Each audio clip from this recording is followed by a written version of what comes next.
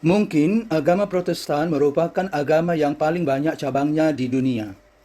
Diperkirakan di seluruh dunia, Kristen Protestan memiliki tak kurang dari 45.000 denominasi.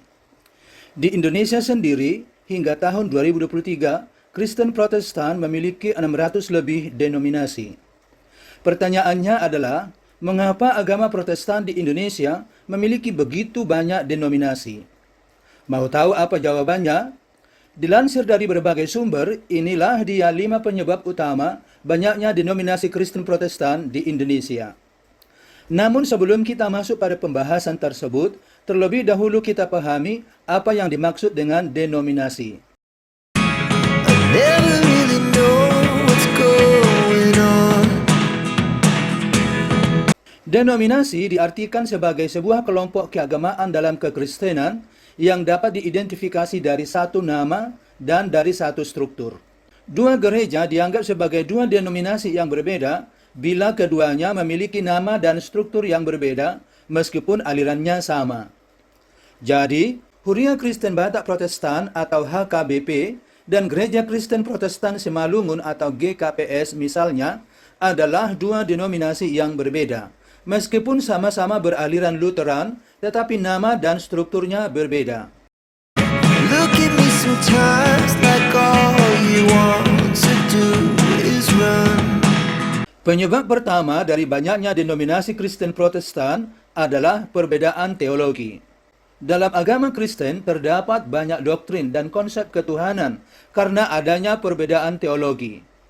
Di Indonesia, kita dapat menjumpai berbagai aliran seperti Lutheran, Calvinis, Baptis, Pentakosta, Karismatik, dan yang terbaru progresif. Semua aliran ini muaranya menimbulkan denominasi gereja yang berbeda satu sama lain. Perbedaan itu dapat kita lihat dari segi sistem pemerintahan dan tata ibadat. Misalnya, kita dapat melihat perbedaan tata ibadat dalam gereja yang menganut aliran Lutheran dengan gereja yang menganut aliran Calvinis, dan seterusnya. Penyebab kedua adalah perebutan kekuasaan.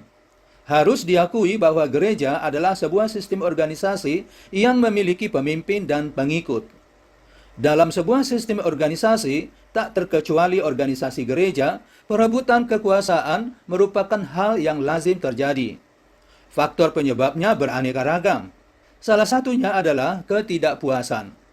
Seringkali dalam tubuh internal gereja Protestan, ada saja pihak-pihak yang merasa tidak puas terhadap pemimpin yang sedang berkuasa. Akibatnya, pengambil alihan kepemimpinan dilakukan.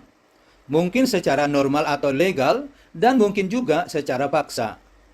Bila pengambil alihan kepemimpinan tersebut tidak dapat berjalan efektif, ada kalanya pihak yang merasa tidak puas menggalang kekuatan dari anggota gereja untuk mendirikan organisasi gereja yang baru.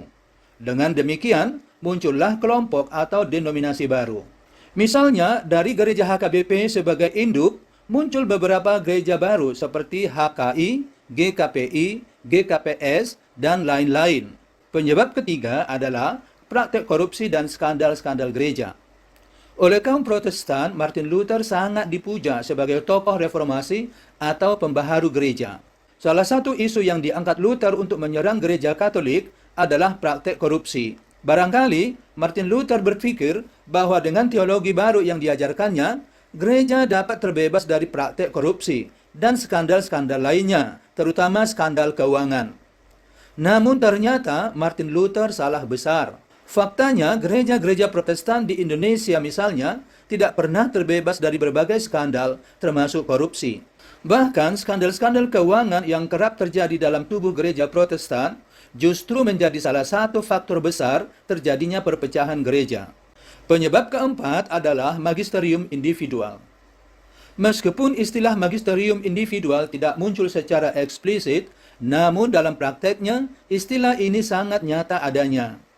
Dalam video ini, magisterium individual diartikan sebagai kuasa mengajar yang dimiliki oleh seorang individu yang merasa mampu menafsirkan sendiri isi Alkitab.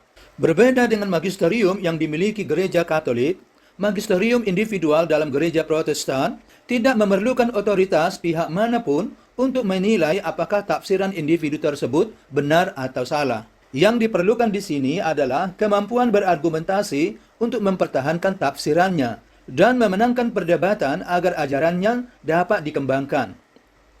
Martin Luther adalah tokoh penting yang menganjurkan adanya magisterium individual. Salah satu doktrin yang dikembangkan Martin Luther adalah sola scriptura.